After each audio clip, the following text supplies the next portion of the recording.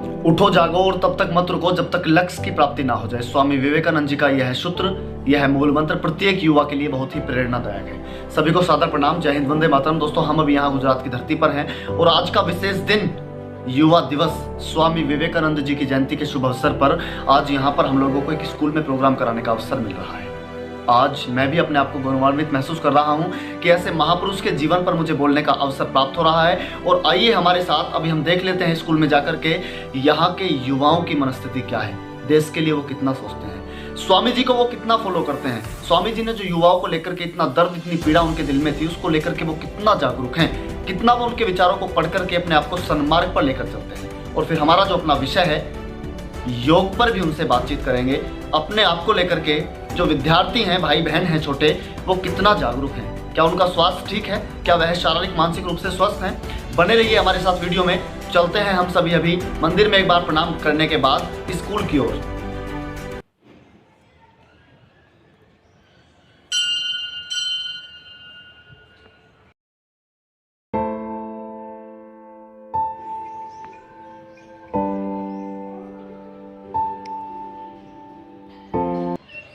ગાયત્રી પરિવારના સભ્યો આપણને માર્ગદર્શન આપવા માટે, કંઈક કહેવા માટે પધારેલા છે।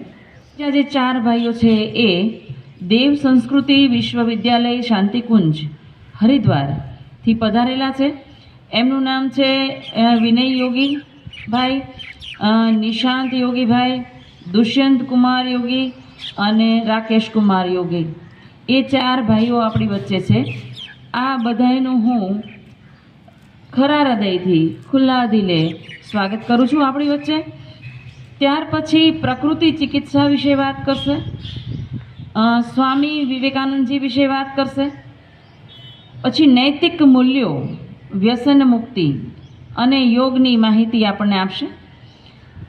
તો અહીંયા બીજી તમને એક વાત કહી દઉં કે જે હરિદ્વારથી પધારેલા ભાઈઓ છે એ સમગ્ર દેશની અંદર વિવિધ રાજ્યોમાં ભારતીય વિવિધ સેવાઓમાં ખૂબ જ કાર્યરત છે, બધે જાય છે, માહિતી આપે છે અને એમનું કામ બહુ સરસ રીતે અદા કરે છે।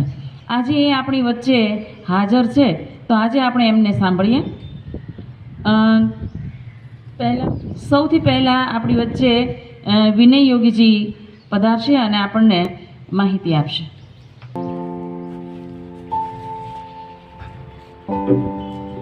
सादर धन्यवाद, नमन वंदन। आइए मन को 2 मिनट के लिए शांत करते हैं।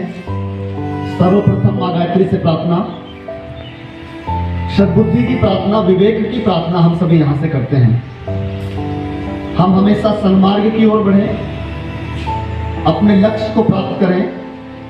जो संकल्प हमने लिए हैं उनको हम सभी यहां से पूर्ण करने का संकल्प लें। कमर गर्दन सीधी, नेत्र बंद करेंगे और दोनों हाथ ध्यान मुद्रा में ऐसे ले लेंगे अपनी गोद में।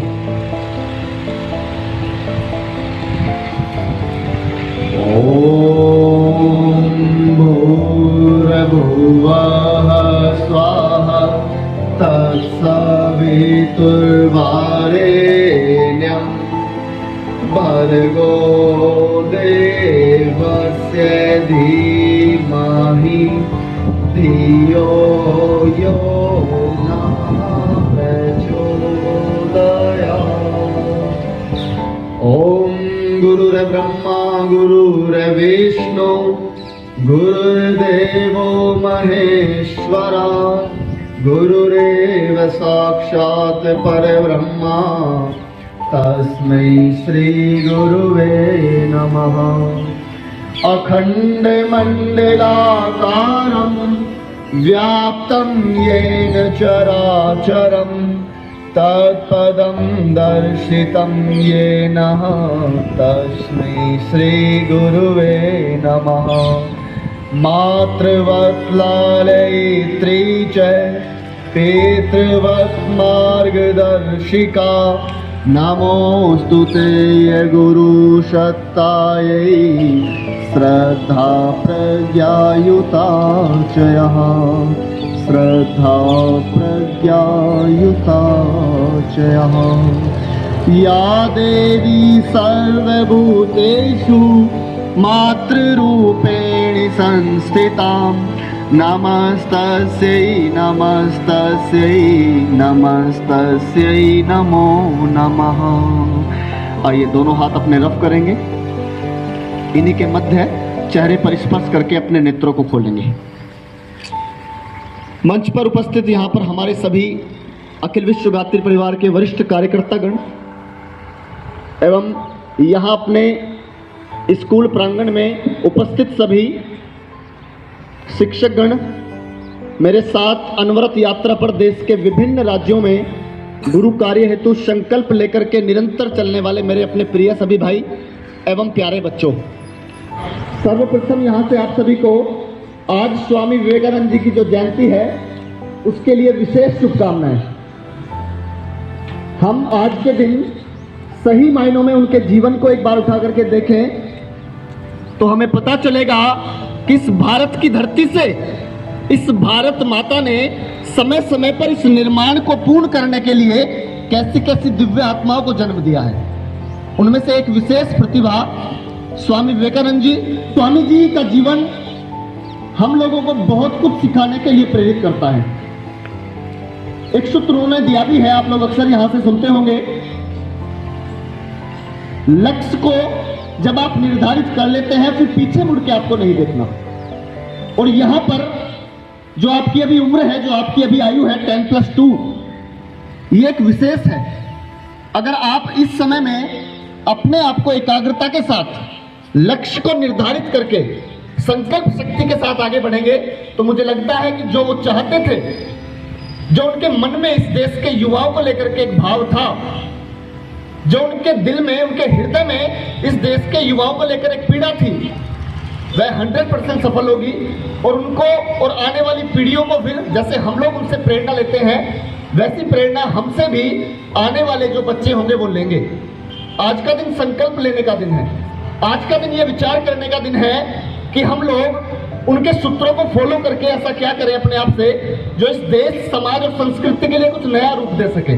आज का दिन हम लोगों को ये बताने का दिन है कि हम ऐसे किस रास्ते का चयन करें, ऐसे किस मार्ग का चयन करें जिस पर चल करके हम लोगों को खुशी हो, हम लोगों को आत्मसंतुष्टि मिले एवं हमारे समाज को एक नई दिशा मिले। आज का दिन ये बताने का दिन है जो हमारे अंदर के अंतःकरण को पूरी तरह से स्पष्ट करे और हम लोग सही दिशा की ओर चयन करके आगे बढ़े और हमसे, हमारे अपनों के साथ साथ हम जहां भी जाएं वो सारे लोग प्रेरणा लें। और स्वामी जी के हृदय की जो पीड़ा थी, जो उनके हृदय का भाव था, वो मात्र यही था कि हमारे युवा साथी जो हैं वो सही समय पर सही दिशा का चयन करें। प्यारे बच्चों, आज आपको यहाँ मंच के माध्यम से बता देना चाहता हूँ, राज्यों में जाकर के गुरु कार्य के लिए सेवा कार्य करने का अवसर मिलता है। हम सबका सौभाग्य है कि गुरुदेव पंडित श्री राम शर्मा आचार्य जी ने हमें चुना और हमें ये सेवाएं देने का अवसर मिलता है। हमारा सौभाग्य है कि ऐसी महान विभूतियों के साथ बैठ करके बात करने का अवसर मिलता है और बहुत सारे बुजुर्ग जिनके जीवन का अनुभव होता है उनसे बहुत कुछ सीखने का अवसर मिलता है। लेकिन जैसे हम लोग सैकड़ों बार यात्राओं में जाते हैं और आप जैसे देश के नौनहाल होनहाल बच्चों के बीच में जाते हैं योग विषय पर चर्चा करने के लिए, तो सच कहूँ कई बार बड़ी पीड़ा होती है। पीड़ा क्या होती है? हमारे जो महापुरुष हुए हैं, हमारी जो वो सारी दिव्यात्माएं हुई हैं, वो हमसे बहुत सारी उम्मीद रखते थे। उनके संघर्ष करने के पीछे का जो उद्देश्य था वो यही था ताकि हम लोग सही समय पर अपने आप को जागरूक करके और इस देश के नाम को रोशन करें, इस संस्कृति को आगे बढ़ाएं, देश की संस्कृति को आगे बढ़ाएं। और स्वामी जी के जीवन की जो यात्रा रही, जीवन कम रहा लेकिन जितना भी रहा बहुत विशेष रहा। उससे हम लोगों को बहुत कुछ सीखने का अवसर मिलता है, बशर्ते अगर हम लोग अपने मन को शांत करके आगे बढ़ें। आज का युवा थोड़ा सा गड़बड़ा गया है। कारण क्या है? शारीरिक मानसिक रूप से अस्वस्थ। आप में से मुझे यहाँ कोई भी बताएं जो पूर्ण विश्वास के साथ कह सकते हो कि हम पूरी तरह से स्वस्थ हैं। कोई बच्चे यहाँ पर ऐसे हैं? कोई नहीं आप में से जो 100% कहे कि हम स्वस्थ हैं। हम समझ सकते हैं क्योंकि अभी बीमारियों ने आकर के पूरी तरह से घेर लिया। और मैं आज के जिनकी जयंती, जिनका हम यहाँ से स्मरण कर रहे हैं, उनके उद्देश्य पर ही बात करूं तो सबसे पहले अगर देश को सफल करना है तो क्या जरूरत है? हम लोगों का स्वास्थ्य अच्छा रहना चाहिए। क्या रहना चाहिए बच्चों? अगर हमारा स्वास्थ्य गड़बड़ा गया तो हम अपने संकल्पों को पूरा कर पाएंगे? नहीं कर पाएंगे। तो हमारा पहला संकल्प क्या होना चाहिए हमारा स्वास्थ्य हमेशा अच्छा रहे, ताकि हम अपने संकल्प को पूर्ण करें, जो लक्ष्य हमने निर्धारित किया है उसको हम सभी पा सकें। आप देखिए, अगर आप अच्छे मार्क्स चाहते हैं, आप अच्छा रिजल्ट चाहते हैं, आप अपने परिवार का, समाज का, देश का नाम रोशन करना चाहते हैं, अपने अभिभावकों का, अपने गुरुओं का नाम रोशन करना चाहते हैं, तो आपको सर्वप्रथम स्वास्थ्य की ओर फोकस करना पड़ेगा। अगर आपका स्वास्थ्य ठीक रहेगा तो आप देखेंगे कि आपके सारे संकल्प पूर्ण होंगे और आपका जो मार्क्स है, जो साल के अंतिम चरण में आपको रिजल्ट मिलता है आपके पूरे साल की मेहनत का, वो भी आप देखेंगे काफी हद तक ठीक है। आपको एकाग्रता के साथ चित्त को शांत करते हुए, मन को शांत करते हुए इन बातों को फॉलो आज से करेंगे जो अभी आपको यहाँ से बताने वाले हैं। फिर आप देखेंगे कि आपके जीवन में कितना विशेष परिवर्तन आपको आज यहाँ से मिलने वाला है। स्वामी विवेकानंद जी की जयंती हर वर्ष हम लोग मनाते हैं।